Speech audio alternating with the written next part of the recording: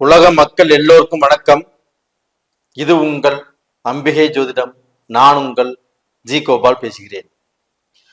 இன்றைக்கு நாம செவ்வாய் பகவானுடைய பெயர்ச்சியை பார்க்க போறோம்.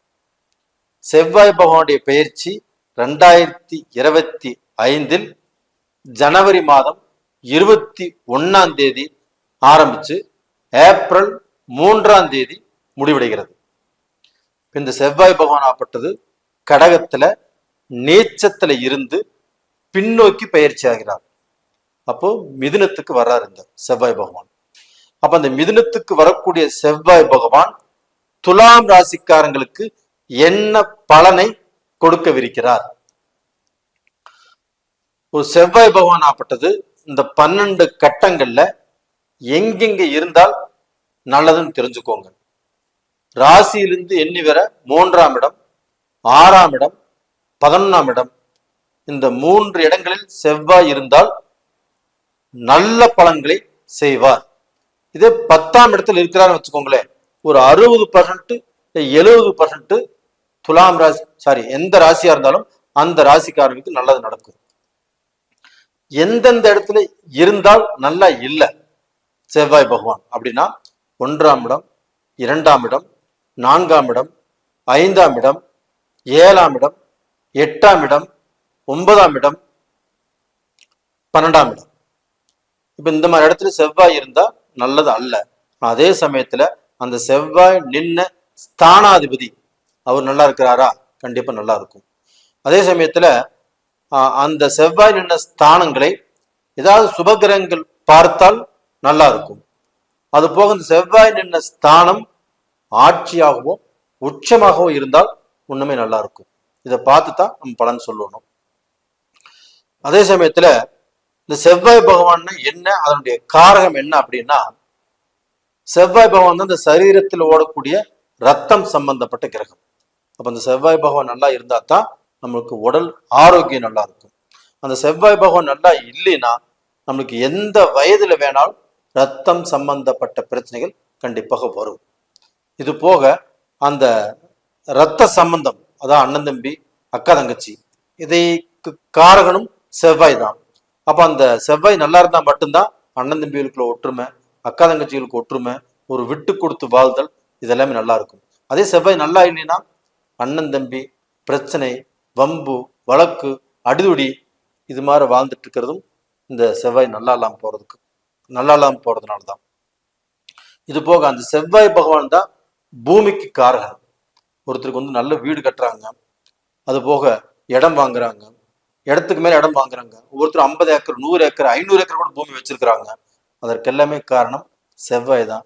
அந்த செவ்வாய் நல்லா இருந்துட்டாங்கன்னா பல மடங்கு அவங்க இடத்த எல்லா ஊர்களிலுமே அவங்க வாங்குவாங்க.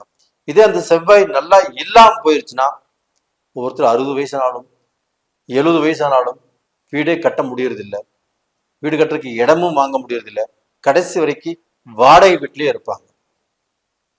இது போக பாத்தீங்கன்னா அந்த செவ்வாய் பகவானாகப்பட்டது நல்லா இருந்தாலும் வச்சுக்கோங்களேன், நல்லா வீடு கட்டலாம், பல பூமிகளை வாங்கி அவங்க வாழலாம். இதே யூனிஃபார்ம் போட்ட தொழில் செய்யறாங்க அப்படின்னா அந்த ஃபயர் சர்வீஸ் சம்பந்தப்பட்டது, மிலிட்ரி சம்பந்தப்பட்டது, இந்த காவல்துறை சம்பந்தப்பட்டது, இந்த கண்டக்டர், டிரைவரு, இவங்க எல்லாமே அந்த யூனிஃபார்ம் போட்ட தொழில் செய்யறாங்க. அவங்களுக்கும் செவ்வாய் நல்லா இருந்துச்சுன்னா அந்த வேலையில அவங்க நல்லா இருப்பாங்க. இதே செவ்வாய் நல்லா இல்லாம போச்சுன்னா அந்த வேலையிலுமே அவங்களுக்கு சிக்கல், குழப்பங்கள் இதெல்லாமே வரும். மருத்துவ ரீதியாக பணியாற்றுபவர்களும் செவ்வாயுடைய ஆதிக்கம் நல்லா இருக்கும். ஒருத்தருக்கு அந்த செவ்வாய் நல்லா இருந்தால் மட்டும்தான் மருத்துவம் படிக்க முடியும். மருத்துவம் படிப்பதற்கு சனியும் செவ்வாயும் நல்லா இருக்கணும். அதுல செவ்வாயுடைய பங்கு ஜாஸ்தி. அப்ப அந்த மருத்துவம் படிக்கிறதுக்கு அந்த செவ்வாய் நல்லா இருந்தால் மட்டும்தான் அந்த மருத்துவம் படிக்க முடியும். அப்போ அந்த செவ்வாய் நல்லா இல்லைன்னா மருத்துவம் படிக்க முடியாது. இது மாதிரிதான் அந்த செவ்வாயுடைய காரகத்துவங்கள். அப்ப அந்த செவ்வாய் பகவான் ஆப்பட்டது இப்போ மிதுனத்துல இருக்கிறாங்க. இந்த மிதுனத்தில் இருக்கக்கூடிய செவ்வாய் பகவான் துலாம் ராசிக்காரங்களுக்கு என்ன செய்ய போகிறார்? அப்ப துலாம் ராசி, அப்ப அந்த துலாம் ராசிக்கு 2ஆம் இடத்து ஆதிபத்தியமும் 7ஆம் இடத்து ஆதிபத்தியத்துக்குரிய அந்த செவ்வாய் பகவான் 9ஆம் இடத்துல இப்ப இருக்கிறார். துலாம் ராசிக்காரங்களே நல்லா பார்த்துக்கோங்க. உங்களுடைய ராசிக்கு தனாதிபதி செவ்வாய் பகவான், கலஸ்தர ஸ்தானாதிபதி செவ்வாய் பகவான். இவர் எங்க இருக்கிறாரு? 9ஆம் இடத்துல இருக்கிறார். அப்ப இந்த செவ்வாய் பகவான் நின்ன ஸ்தானம் அருமையான அற்புதமான ஸ்தானத்தில் இருக்கிறார். அந்த செவ்வாய் பகவானுக்கு வீடு கொடுத்த புதன் உங்களுடைய ராசிக்கு 5ஆம் இடமான கும்பத்துல ஆட்சி பெற்ற சனியோடு இணைஞ்சிருக்கிறார். அற்புதமும் அற்புதத்திலுமே இது ஒரு அற்புதம். அப்ப அந்த தனாதிபதி நல்லா இருக்கிறதுனால உங்களுக்கு இதற்கு முன்னாண்ட நீங்க இழந்த காசு, நீங்க இழந்த பணம், அந்த பணத்தால் வந்த பிரச்சனைகள், அந்த பணத்தினால உங்களுடைய கௌரவத்தை இழந்தீங்க, உங்களுடைய மானம் மரியாதை எல்லாமே இழந்திருக்கலாம். அந்த பிரச்சனை எல்லாமே இந்த பீரியட்ல சால்வ் ஆக போகிறது. தனாதிபதி செவ்வாய், அந்த செவ்வாய் 9ஆம் இடத்துல இருக்கிறாங்க. அப்ப அந்த 9ஆம் இடத்துல அந்த செவ்வாய் இருக்கிறதுனால, அந்த செவ்வாய்க்கு வீடு கொடுத்த புதனும் நல்லா இருக்கிறதுனால உங்களுடைய அப்பா மூலியமாக உங்களுக்கு ஏதாவது உதவி கிடைக்கும், ஏதாவது நல்லது கிடைக்கும். உங்க அப்பா உங்களை ஏதாவது விஷயத்திலிருந்து காப்பாத்துவாரு. இல்லைன்னா உங்களுக்கு இதை நீ வச்சுக்கோ அப்படின்னு வந்து பார்க்க போனா ஒரு சொத்தை பிரிச்சு கொடுக்கலாம், ஏதாவது பணத்தை கொடுக்கலாம். அவர்னால முடிஞ்ச உதவிகள் அப்பா தன்னுடைய மக்களுக்கு செய்யக்கூடிய பாக்கியம் இப்போ இருக்கிறது. துலாம் ராசிக்காரங்களே உங்களுக்கு அற்புதமான டைம். தனாதிபதி நல்லா இருக்கிறாரு, அப்பா ஸ்தானமும் நல்லா இருக்குது. அப்ப அந்த குடும்பத்துல உங்களுக்கு மகிழ்ச்சி, சந்தோஷம், மன ஒற்றுமை இது எல்லாமே கிடைக்கக்கூடிய டைம். அப்போ அப்பாவுக்கும் மகனுக்கும் கருத்து வேறுபாடுகளோ, சில பிரச்சனைகளோ, சில குழப்பங்களோ இருந்தாலும் இந்த பீரியட்ல அது தீரும். அப்போ அப்பானால உங்களுக்கு நல்லது நடக்கக்கூடிய காலகட்டங்கள். இதற்கு முன்னாடி மன வருத்தத்தாலேயோ, நீங்க ஏதோ ஒன்று கேட்டிருப்பீங்க, அது வாங்கி கொடுக்க முடியாது சொல்லியிருக்கலாம், அதனால சில குழப்பங்கள் வந்திருக்கலாம், அதனால பேசாம போயிருக்கலாம், இல்லை ஏதாவது வம்பு விளக்கம் வந்திருக்கலாம், ரொம்ப நாள் பேசாம இருக்கலாம். இன்னைக்கு எல்லாருமே பேசிக்கிற அளவுக்கு சூழ்நிலைகள் நல்லபடியாக அமைவதற்கு வாய்ப்பு இருக்கிறது. அதுபோல் இந்த 7ஆம் இடம் கலஸ்தரஸ்தானம். அப்ப அந்த 7ஆம் இடம் அப்படிங்கிறது திருமணம் சம்பந்தப்பட்ட இடம். அப்ப அந்த 7ஆம் இடத்து அதிபதி 9ஆம் இடத்துல பாக்கியஸ்தானத்தில் இருப்பது யோகம். அப்போ வந்து நம்ம குடும்ப ரீதியாக மனஸ்தாபங்களோ, மனக்குழப்பங்களோ, ஆணும் பெண்ணும் பிரிஞ்சிருக்கிறோம், சேர்ந்து வாழக்கூடிய வாய்ப்புகள் கிடைக்கும். ஆணும் பெண்ணுக்கு சந்தோஷம் இல்லை, ஒரு திருப்தி இல்லை, மன வேற்றுமையா இருக்குது, அது எல்லாமே இப்போ யாரோ ஒருத்தர் மூலியமாக அது சால்வ் பண்ணி உங்களை சேர்த்து வைப்பாங்க.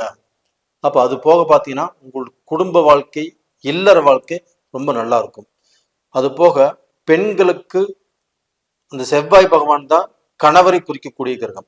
அந்த கணவர் மூலியமாக துலாம ராசியில் பிறந்த பெண்களுக்கு இப்ப நல்லது நடக்கும்.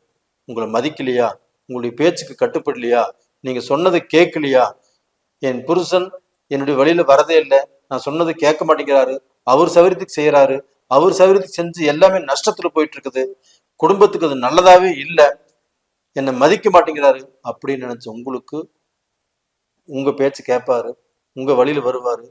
நீங்க 2 பேருமே சேர்ந்து நல்ல முடிவு எடுப்பீங்க. உங்க குடும்பமே நல்லா இருக்கக்கூடிய அளவுக்கு ஒரு நல்ல திருப்தியான நேரம் உங்களுக்கு வந்துருச்சு.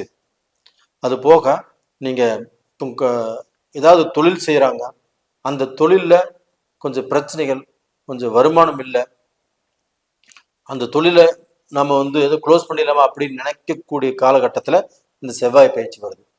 அதே சமயத்துல அந்த சுக்கிரன் பயிற்சியும் உங்களுக்கு நல்லா இருக்குது. அப்ப அந்த தொழிலை நீங்க மூட மாட்டீங்க.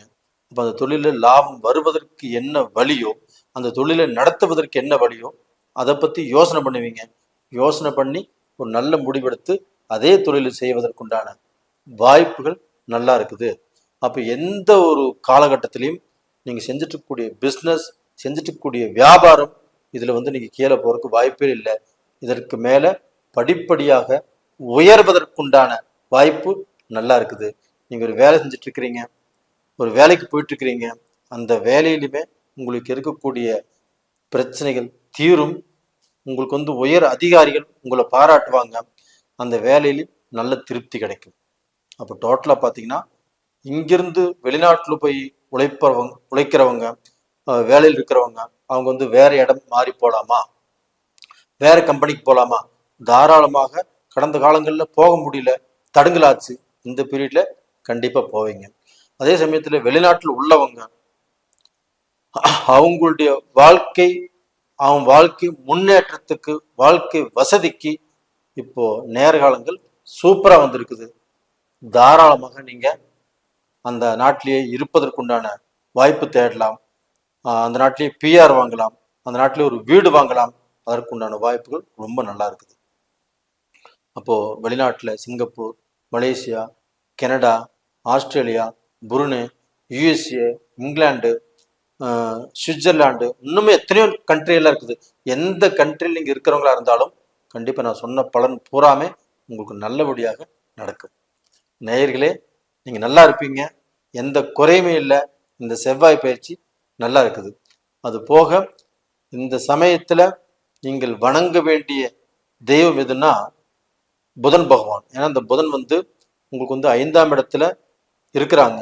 அதே சமயத்தில் உங்களுக்கு 12ஆம் அதிபதியாக இருக்கிறதுனால நீங்க வந்து பெருமாளை வணங்கி வருவது இப்போ சால சிறந்தது. அந்த பெருமாள் கோயிலுக்கு சனிக்கிழமை நாளில் போயிட்டு வாங்க. திருப்பதியே போயிட்டு வந்தாலும் ரொம்ப நல்லது தான். அப்படி திருப்பதி போக முடியாதவங்க பக்கத்தில் அருகாமையில் ஏதாவது பெருமாள் கோயில் இருந்தால் அந்த கோயிலுக்கும் போயிட்டு வாங்க. நேயர்களே, உங்களுடைய ஜென்ம ஜாதகத்திலையுமே இப்போ என்ன தசா புத்தி நடக்குது, அதுக்கு அடுத்தது நம்ம என்ன செய்யணும் அப்படிங்கிறது உங்களுடைய ஜாதகம் தான் சொல்லும். அதை பார்த்து நீங்கள் முடிவு பண்ணிக்கோங்க. உங்களிடமிருந்து விடைபெறுவது உங்களின் ஜி கோபால். நன்றி, வணக்கம்.